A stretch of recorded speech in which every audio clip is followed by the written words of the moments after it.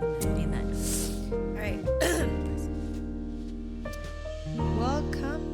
Welcome back, guys. We are back today.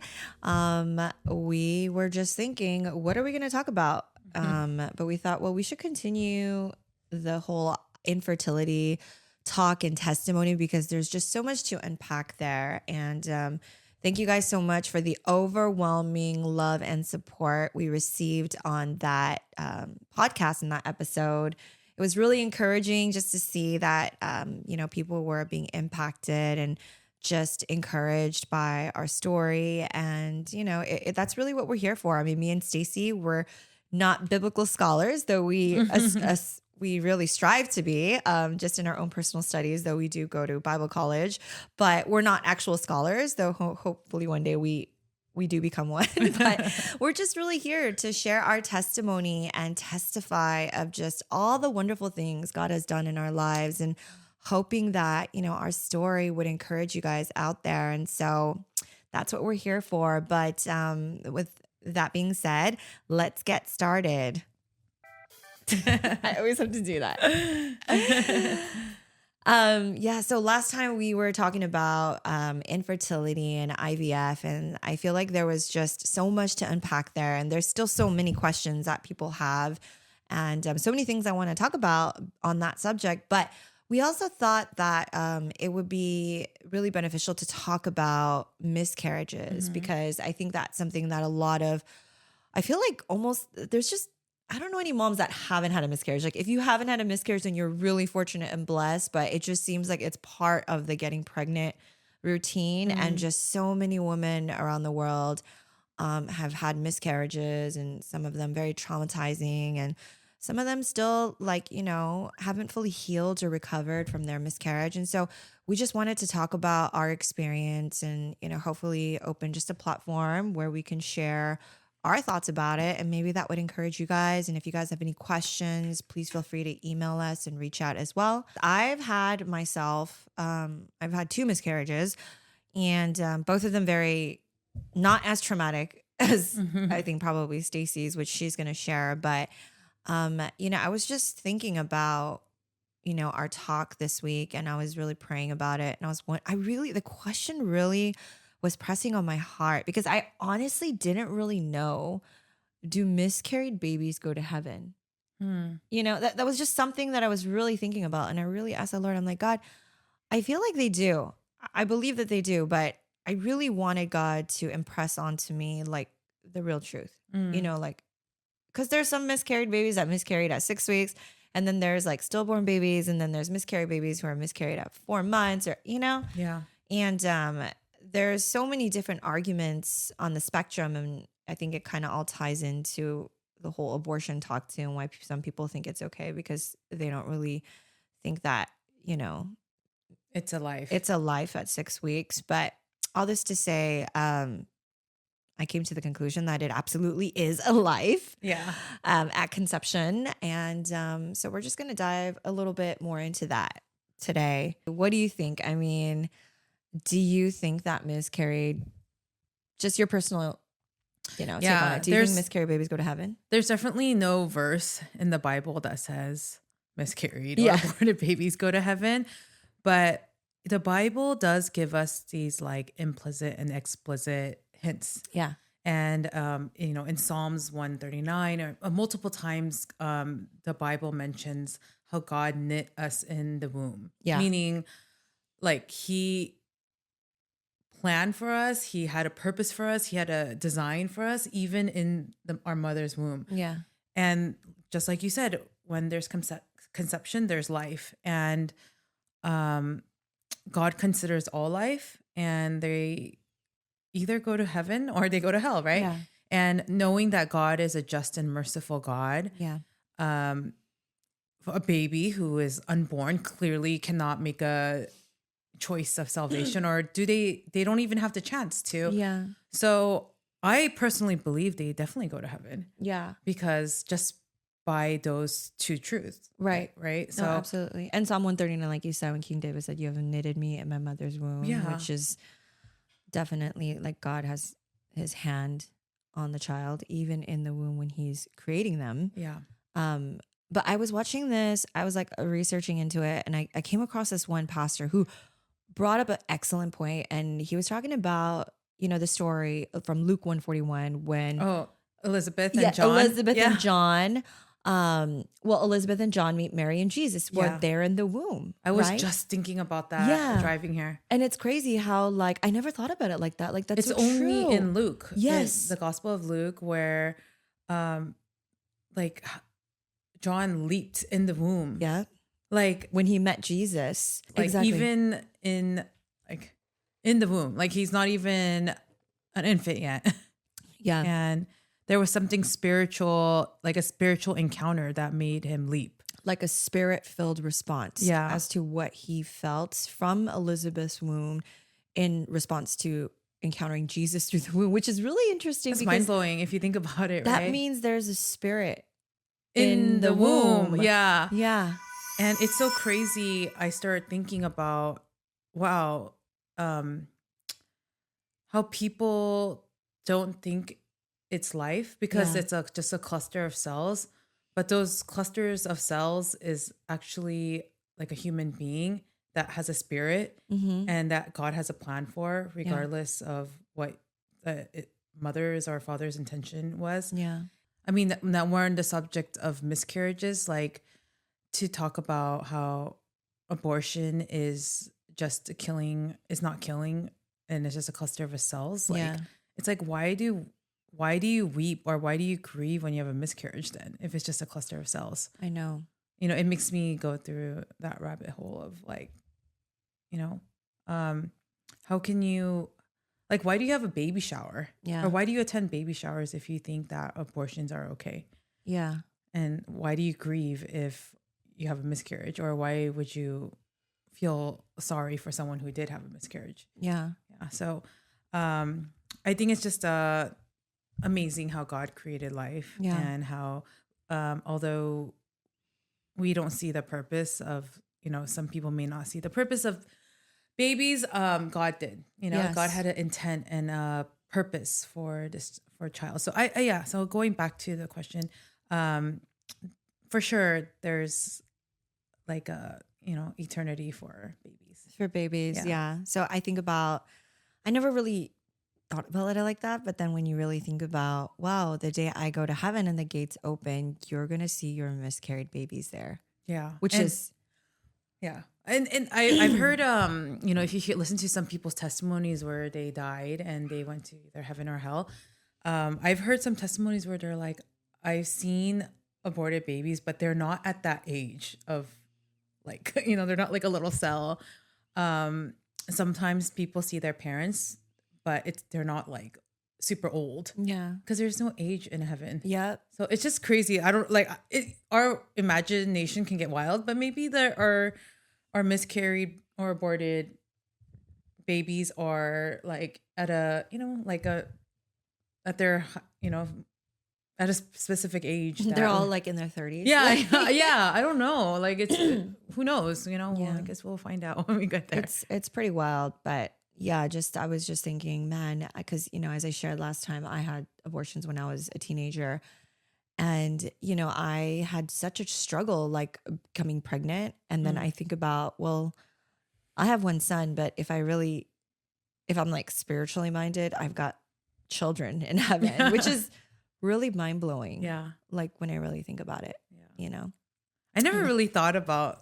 Yeah. That means like, and so how many, I know you've had a few miscarriages and one to be very traumatic. How many did you have again? I think I had 3 You had miscarriages. 3. Yeah. And then you had one that was like super, super traumatic. Yeah. I mean, what was that like for you? What was the, share with us that experience. I think this was your first was it your first pregnancy? No, the first one, which is less traumatic than the second one. But at that time, the first one was really traumatic too. Because it was your first one. It was my first pregnancy. And, I wasn't really planning on getting pregnant that soon. But since it happened, I was ecstatic. Did you have a name picked out? Yeah. Yeah. It was always Dallas. We're like, okay, not this Dallas. It took the third time to actually, have like Dallas. Dallas in my life. But yeah, so the first one I was pregnant and we were super ecstatic about it. And then at the minute you get pregnant, you as a mom, you're just like your mind is just going 100,000 miles per hour going thinking of the name, thinking about how you're going to reveal, your pregnancy, and you're thinking about like the clothes and just it's just so much that goes on in your head and you're really excited. And then before you know it, this one was I miscarried at 6 weeks, and I remember very vividly it being my mom's birthday. I went to her house and I was like excited because I was actually going to tell her that I was pregnant because it was her birthday and my mom was battling cancer. So, like these news made me really excited to tell her. Yeah, of like course. the good news, Of course. And then when we went to go pick up food, and then I just started bleeding like crazy, and I was like, oh my goodness, like. You had no like indication that something was wrong. No, I knew it was wrong. I was bleeding No, heavily. but before you bled. Oh, no. You just thought you were pregnant. Nothing. Yeah, there was nothing wrong. I did have this like, at this time of my life, I wasn't really fully healthy. Like, I was still like vaping. I was, I drank a lot, and I was addicted to like marijuana or like the vape weed pen. And, I wasn't fully like healthy as I am now. But at that time, I just started bleeding like crazy. And I was like, dude, I need to go to ER. I went to the hospital and I was like, oh my gosh, I hope this is not a miscarriage. It was my first time ever being pregnant in my life. Yeah. Like, I didn't have any like oopsie pregnancies when I was younger. Like, not saying I was innocent, but I just haven't. So it was my first pregnancy. I didn't know what was going on. I just went to ER and the doctors were like, yeah, you're bleeding. And the only way that we could tell you have a miscarriage is that your HCG over time gets lower and lower. So in my head, I'm just like, did I miscarry, or is it okay? And then like for the next couple of days, I had to just kind of like, I just kept checking and my HCG was getting lower. So I was like, oh my God, I miscarried. And I was so sad. Like I was just so devastated. Like I never lost anyone close to me in my life. And I didn't know that it would affect me because it was just like an unborn baby, but it was so sad, you know? And then, and then shortly after, I would say, I think that happened in April because that's my mom's birthday. And I think I got pregnant. Me and my husband had our wedding ceremony, and then I got pregnant again. And then I was like, oh my gosh, like this is it. Like this is going to happen. And I remember we were going on our honeymoon to Europe. Yeah. So I couldn't go see the doctor at that time. So by the time, we're on a honeymoon, we're just like talking about this baby we're going to have and the names and just making plans. And in my head, like, I'm like, I'm not drinking, I'm pregnant. Like I should have drank at the time, but I was just like so excited. And we came back from our Europe trip. I went to my first ultrasound. We're super excited. And at that time it was COVID. So Matt couldn't come inside. Yeah. So we're like FaceTiming and we're like so excited to see the ultrasound. Yeah. And then the doctor was like, I don't see anything. And I'm like, what? Like she's like, I don't see a fetus, but I'm pregnant. And we're just like, what? So confused, right? So she's like, she wasn't even like sympathetic. She was just like, there is no fetus in there, but you could have something called a blighted ovum, where basically your body is pregnant, but there's no like fetus in there. It's the weirdest thing. I was super confused. I think it just means that it stopped growing. Yeah. But you were pregnant. But you continue to be pregnant. Like your HCG is going up. You're like bloated. You're getting all the symptoms. Yeah. And then at this point I was like 10 weeks or 11 weeks.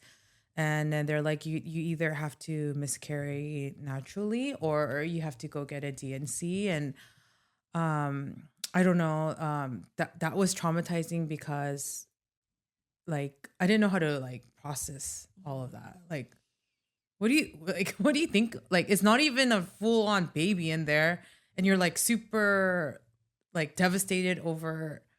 I don't know. It's still a loss, but um, I think we were both just so like unable to process like what was going on, and I think the most comforting thing was just like after that we were just laying on our bed and he was just like, it's okay, just weep. And I just started weeping and he's just like, it's okay to be sad because I am too. You know, like we didn't know how to process it. And I think the next week I was just waiting to see what my body was going to do. I don't like, Yeah. you know, it was just weird. I was like, I'm pregnant, but I'm not. And I'm supposed to miscarry. Like, and I'm still carrying something, but it's not really something, you know, like, but anyways, like a couple days later, I started bleeding like crazy. And then I started getting crazy contractions. Like it was so painful. And my like bleeding was so intense. Like,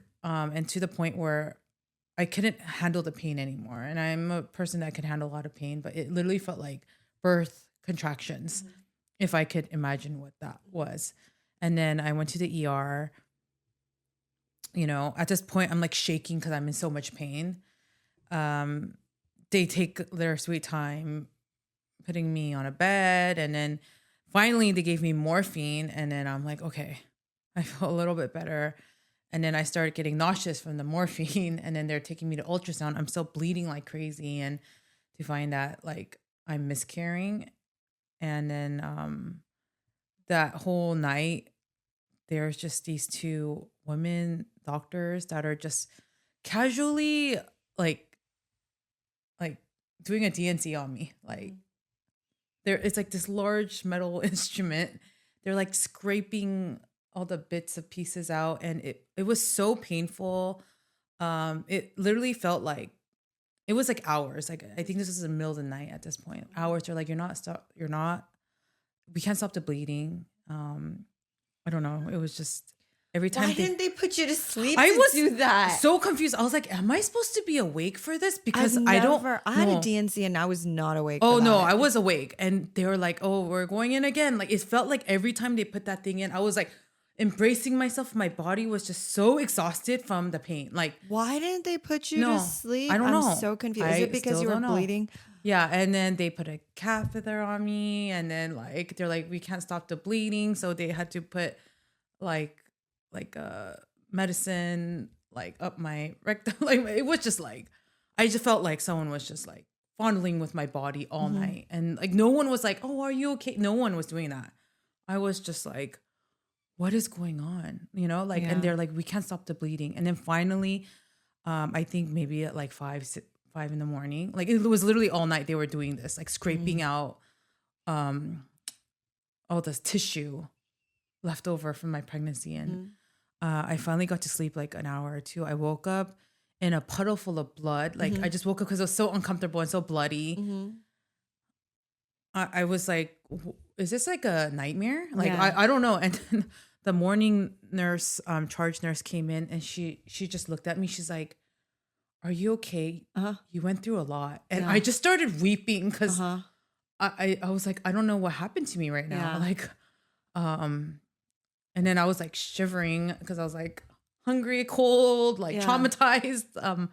And they finally like released me and asked, you know, had Matt pick me up. And I was like leaving the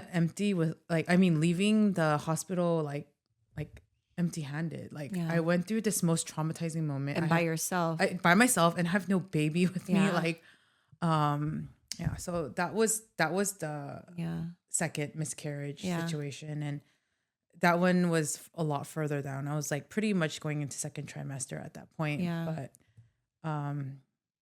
it was very strange. So strange. That was traumatic. I'm like, I would be upset. Like, why am I still awake? Like, why am I not sleeping through this DNC? Like, I've never heard of anybody. I didn't even know what a DNC was. Yeah, that sounds pretty traumatizing. But yeah, but all this to say that was pretty crazy.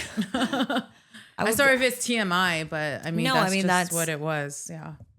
I think that anyone should be traumatized going through something like that. And so that was crazy. But just so that we give our viewers some hope. So it's not such a morbid, sad story.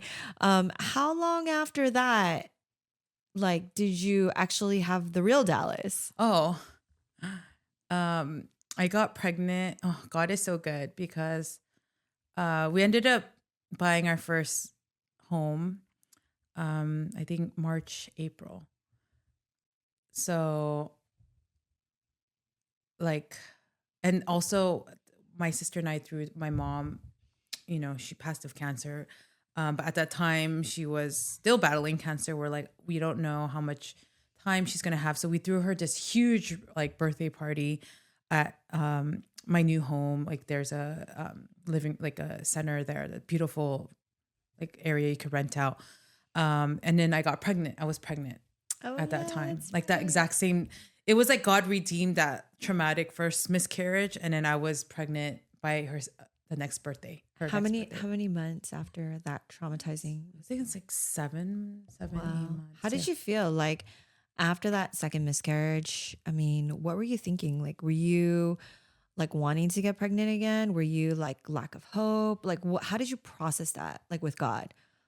I think the miscarriage was, I don't think the miscarriage was part of like God's plan for me. I think there was just, we just live in these bodies that are not perfect. Yeah. Unfortunately. And they're just, it could be chromosome abnormalities. Like, it could have been a lot of factors, and I think a lot of women blame themselves. And I remember the first miscarriage, I was like, it's because I drink too much coffee or it's because I threw, at that time I wasn't as, what do you call it? Emotionally mature as I was now. So I had like these crazy episodes where I threw like fits of rage. Yeah, fits of rage. And I threw like I would go into like with the hormones. I just went into this like crazy, like, I don't want to say I was possessed, but like I just acted like insane. You let the hormones go. Yeah, you let it take over. And then I also had like a lot of internal issues too that I needed to work on. But anyways, part of that I blame myself. I was like, it's because I went so psycho. Yeah. Like I scared the baby away and it died. Like, like my psychoness killed. You scared the baby away. I know. Like, and but anyways, with the second miscarriage, there was a lot of things I blamed about myself. Yeah. I was like, oh, maybe I drank too much. Maybe I had addiction issues with marijuana. Like, I don't know. A lot of things went through in my head. Like, why did this happen? But I think when you go through miscarriage, or when you go through any kind of pain, I think it's an invitation from God to really go through some true healing of the heart. Yeah. And I used that pain to, I could have gone back to my old habits of just numbing myself, which I've been doing my whole life. But it really was a catalyst for me to really heal. And I was like, okay, I started working with a nutritionist. Oh my gosh, it's all coming back to me. Yeah, I started working in and then you were getting sozo counseling. Yes, and then I started doing I started opening up my heart and realized my soul needed healing, and I started doing counseling. I started working with a nutritionist, and I found out, like, man, I am still really traumatized from my childhood and I have a lot of hurt and pain. Yeah. And the way I was coping with that, it was just numbing myself through alcohol and weed, vaping, whatever. Over exercising was kind of an issue too, that I realized my nutritionist told me was that, cortisol was way too high. Yeah. And I'm always on the go and I don't know how to sit and just stay still. So my body was stressed out. Yeah. I found out my hormones were unbalanced. Yeah. I had issues with my gut. Yeah. Although I was like healthy in a sense, like, cause I always like, everyone looked at me and they're like, you're so healthy. You eat so healthy and you exercise.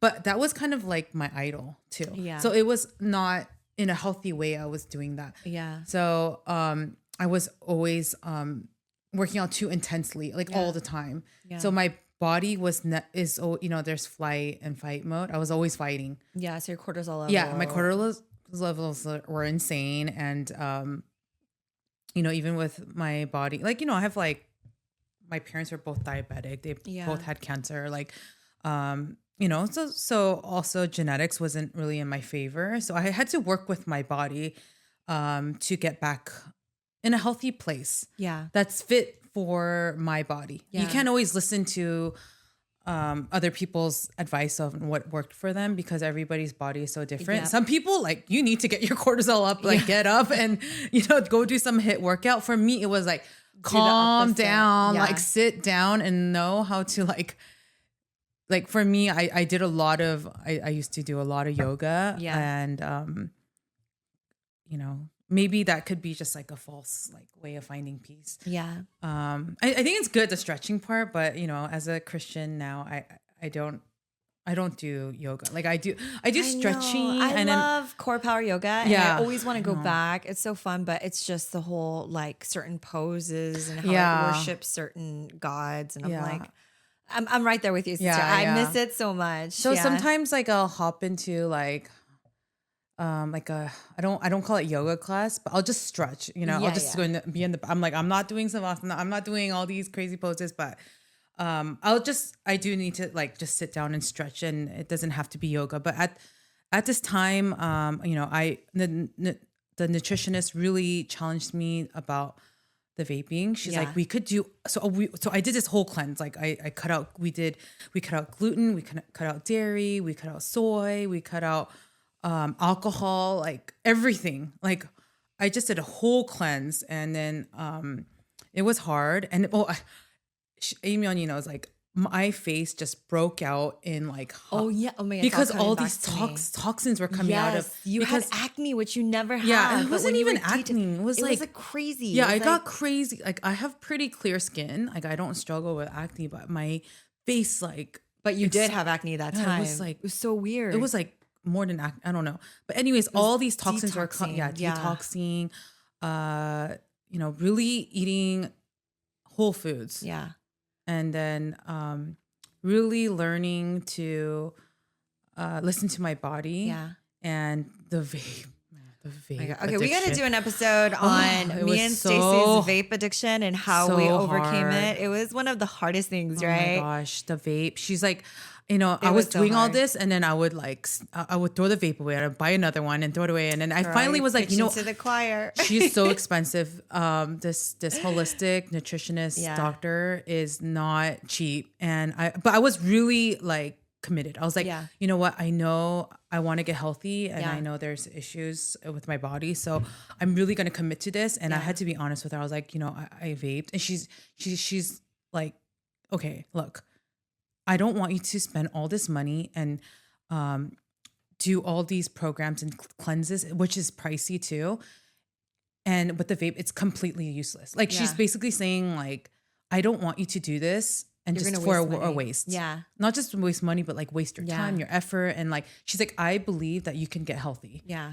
But you're going to have to quit vaping. Yeah. Stop with that. And, and oh my gosh. Anyways, I ended up stopping. Yeah. I stopped smoking weed. Yeah. But I was like, okay, I'm not gonna do the pen because that has so many like toxins and chemicals. I was like, I started going to the natural like weed. And then when working with the Christian counseling, I was like, it was just unpacking a lot of my childhood. I didn't know it was about my childhood. I was just like, I have just so much anger and just sadness and depression that I just packed it up like, oh, I'm going to be positive and healthy and do the best I can. But inside I was still kind of like holding on to a lot of just hurt and pain and bitterness and unforgiveness, all these things, right? And they started talking about my childhood and just like my, all these years of just like hurt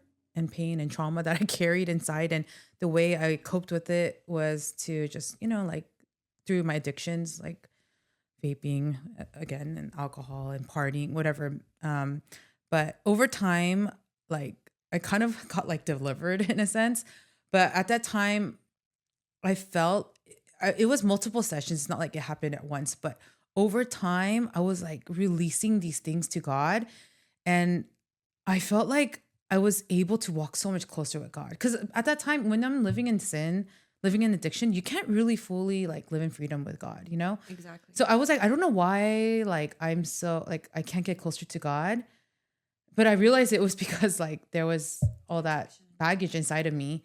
And once I started really releasing all of that, and they were like, because I was like, I feel guilty because I'm still like, honestly, I'm still smoking weed like while I'm going through this. And she's like, don't focus on that. Like, don't focus on quitting something. Just focus on like Jesus. And like over time, I love that she didn't pressure me about that, because over time when I was healing, I was like, I don't need this anymore. Like, I was like, I don't need to be high all the time anymore, or drunk all the time anymore.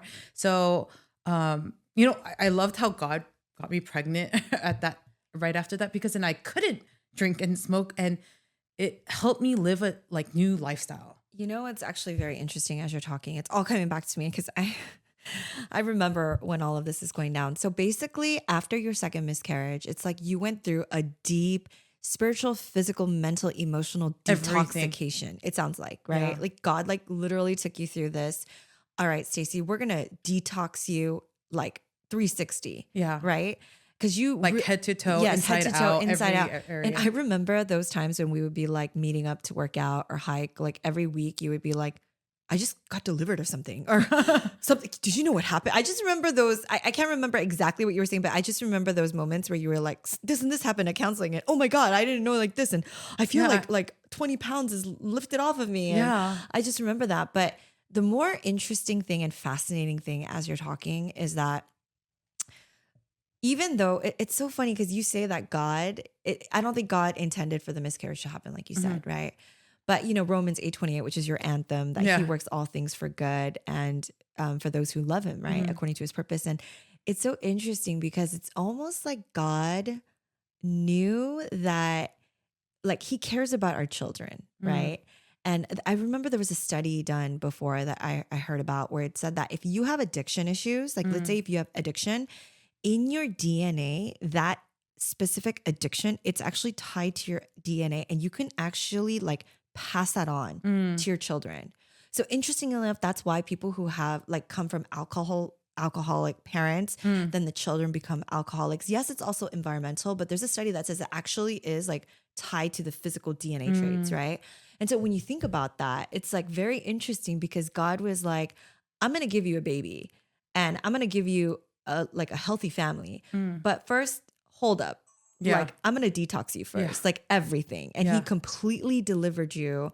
And then right after that, right, was when you got pregnant. Yeah. Which is interesting Yeah. and fascinating. Yeah. It was like God set it up perfectly so that I can raise a healthy baby in a healthy family. Because even amazing. like, let's say like I never had the first and second miscarriage, I was still like struggling with addiction in a sense, right? Like I'd be like probably holding my baby, like, hold on, I gotta, you know, like, you know, like that's not the way that God wants to, for me to raise a child. And also just a family in general. And then I think he helped me overcome those issues.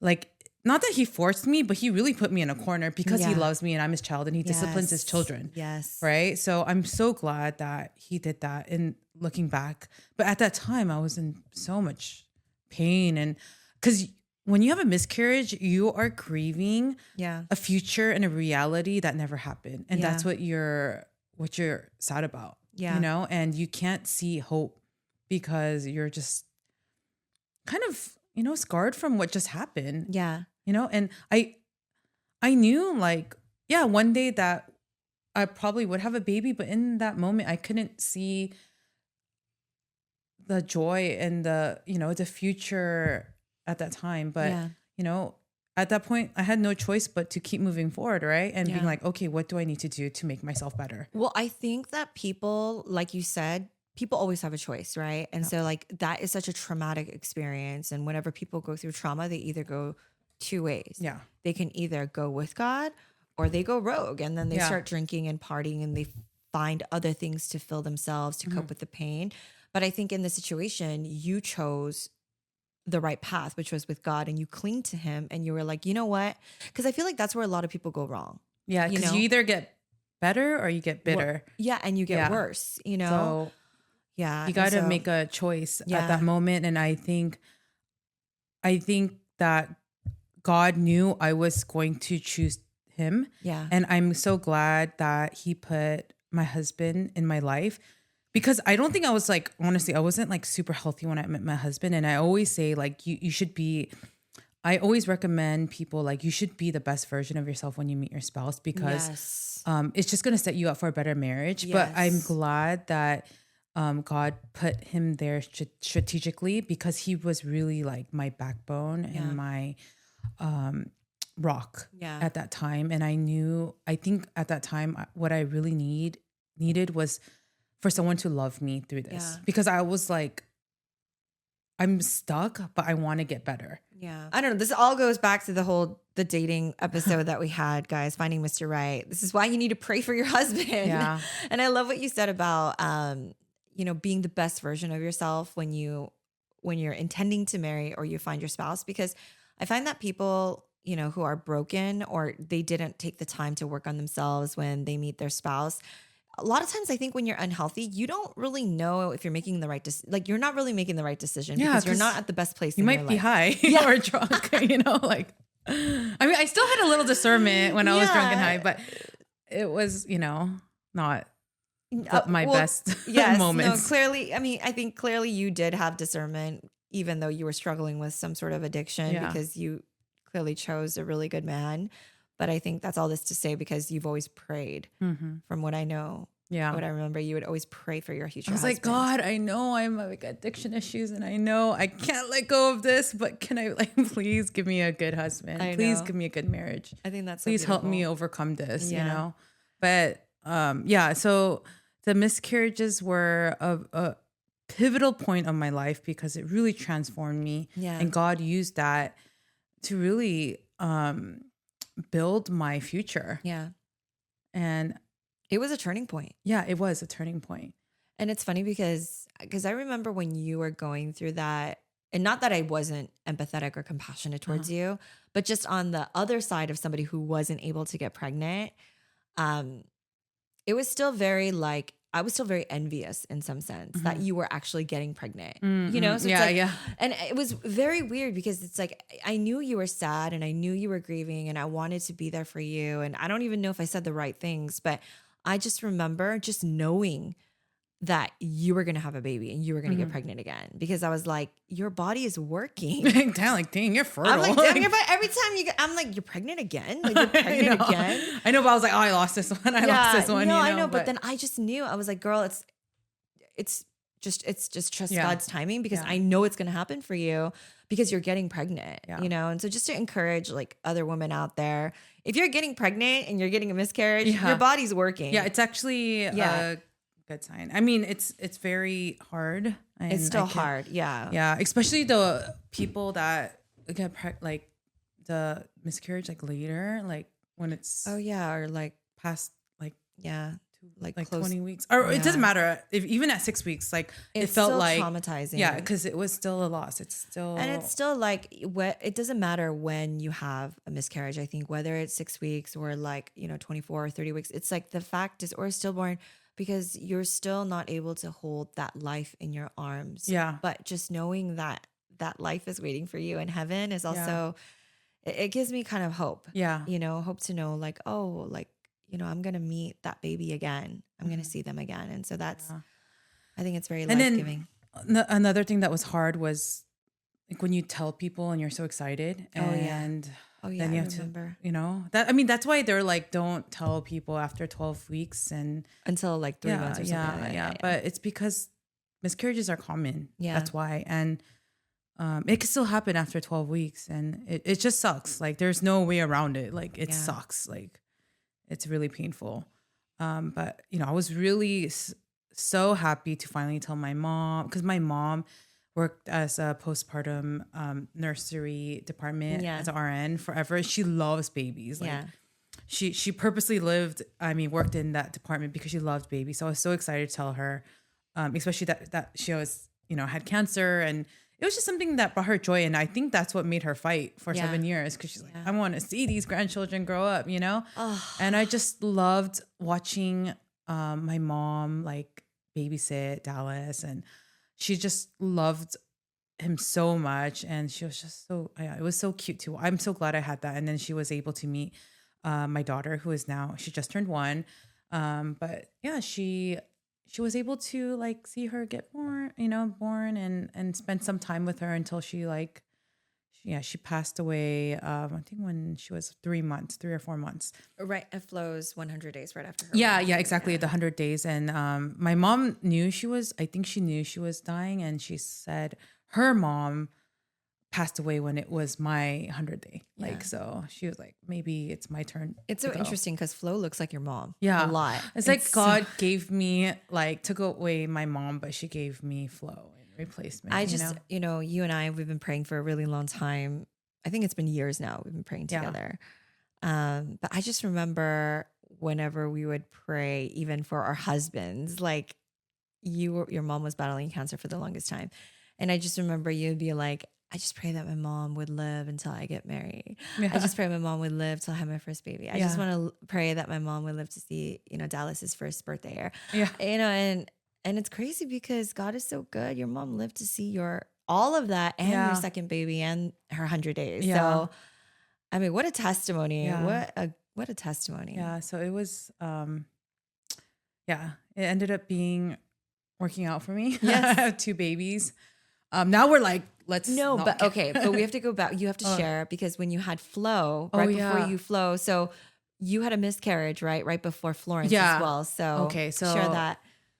I had Dallas. Mm-hmm. Dallas is now a year. Yeah. Mhm. Or a year and a half. I get pregnant and I'm like, oh my gosh, I can't believe I'm pregnant. So happy. We're getting, we're like, oh, you're having a second baby. And then I miscarry again. Yeah.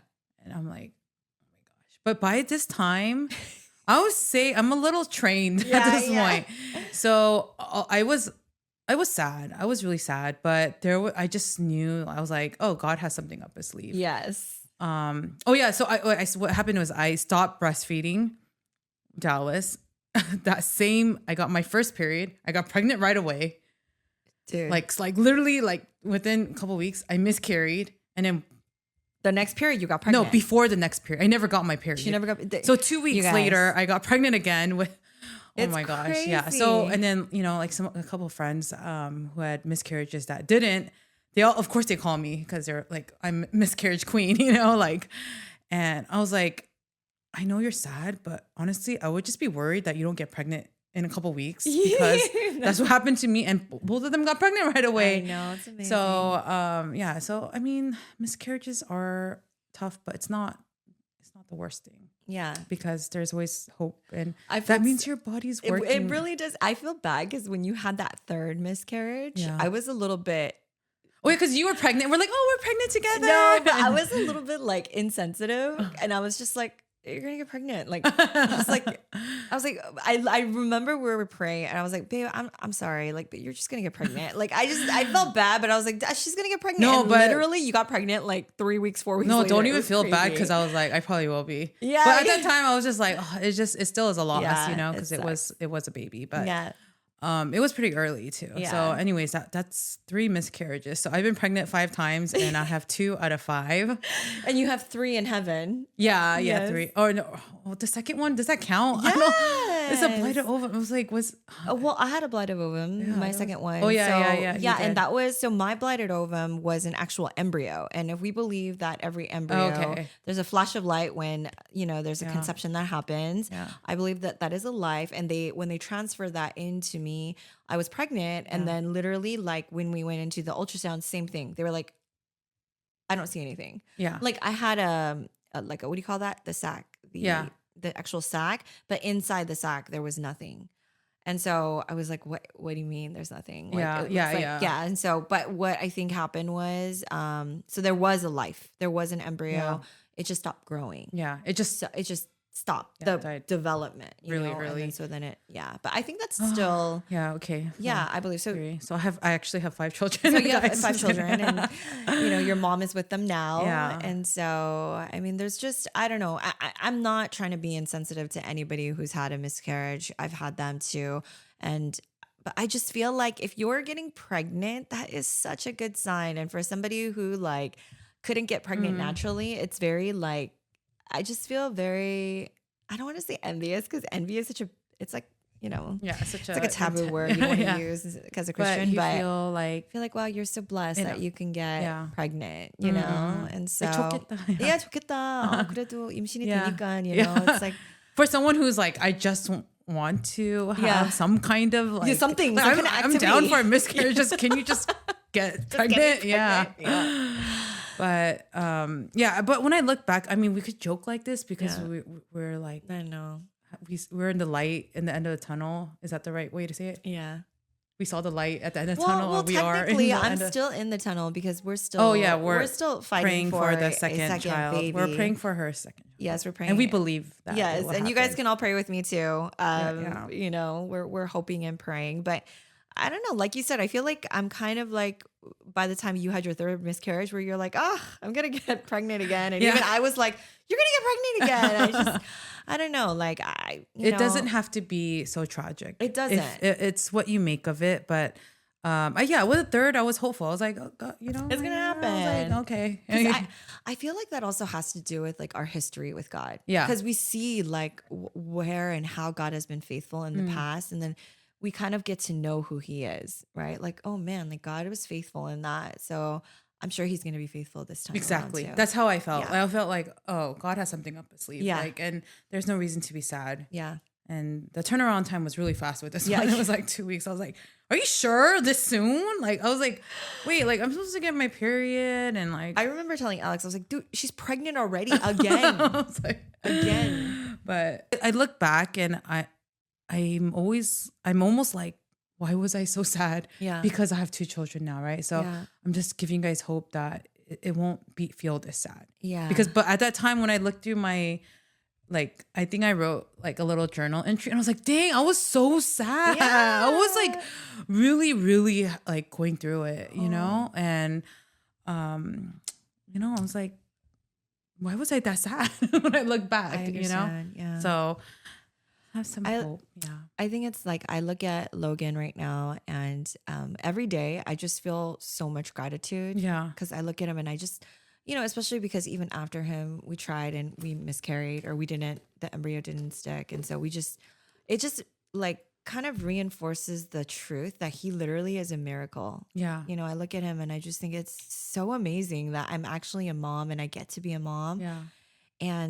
But I always look at him and I think, although I have so much gratitude to be his mom, I think the greater gift is that journey that God took me on. Like, wow, like I have so much faith, and my faith has just been elevated because of this little boy. Yeah. And because of what God did. I mean, I think Logan is a gift, but I think the greater gift is that history I got to make with God. Yeah. You know what I mean? Totally. Like the ground we got to cover with him, because it really kind of like catapulted me and God's relationship. It's wild. Like right? what journey God allowed us to go through to like be this close to him. Yeah. And I think about like even doing this podcast is not like easy for us. Like, and we started this podcast and we both got pregnant. Yeah.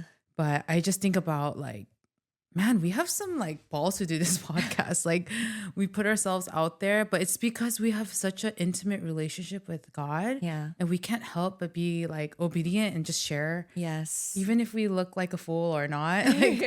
Like it just brings so much depth and joy with God. And what else can you ask for more in life, I know that like a lot of times people pray for blessing from God, and like a lot of like people define blessings, whether it be like family or friends or money or whatever, right? And I used to think like that, and all those things I believe are blessings. God wants us to have an abundant. He wants us to be in plenty. He wants us to share in love with people. He wants all of that for you. But I think the greater thing that I realized more recently is that the blessing is truly to know God to the degree that we do. Yeah. And I think it is just so amazing that like we get to share in God's heart and to know who he is such a blessing. Yeah. Because I feel like right now, and God forbid, anything tragic happens, but don't you just feel like with the faith that we have now, and that was just the grace and the gift of God, that whatever comes our way, like you just know you're gonna be okay, Yeah. right? If like, you feel like invincible, almost like fearless, unstoppable, like Yeah. because you just know like God is in control, like he's over your life and he's for you. Yeah. You know what I mean? Totally. It's just, and I feel like that is the blessing. That is the gift. Yeah. Because it sucks to go through life being afraid of everything and not thinking that God has your back. Yeah. Like that's such a like anxious life. It's so not scary. it's scary. There's no peace in that. Yeah.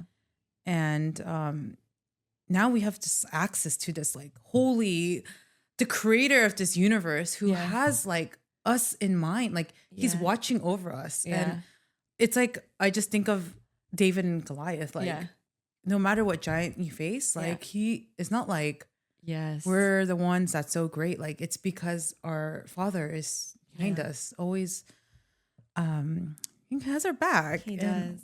Like, why would you not want that or invite that? By the way, House of David, have you watched it? I was like, you keep telling me to watch these other dramas. Like, wait, I'm finishing House of David right now. Oh my gosh. Yeah. Okay. I'm actually paying attention. Yeah. House of David, is it not like, it's like the Game of Thrones version of like David and Goliath, but it is so good. Like you guys, I cried so many times in the House of David. It's not because it's emo, but it's just to see the pages of the Bible and especially that story, which is so like, it's incredible, that story, right? Yeah. And to see it come on screen, like it was so powerful for me. Yeah.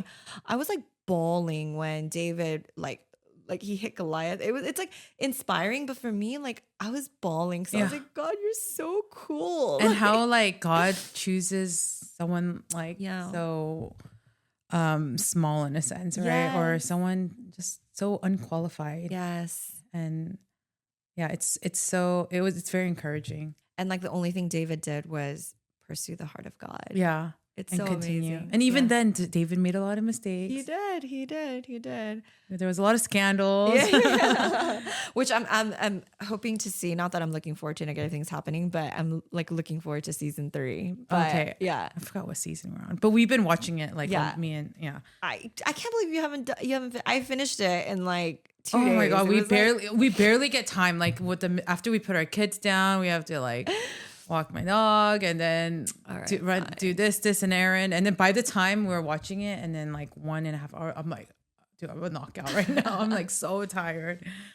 But just wrapping this up, my deepest desire, like when I was younger, was to be a mother and a wife. And, just if you have a miscarriage, I just want to encourage you that grieving is part of the process, but there's hope, there's hope.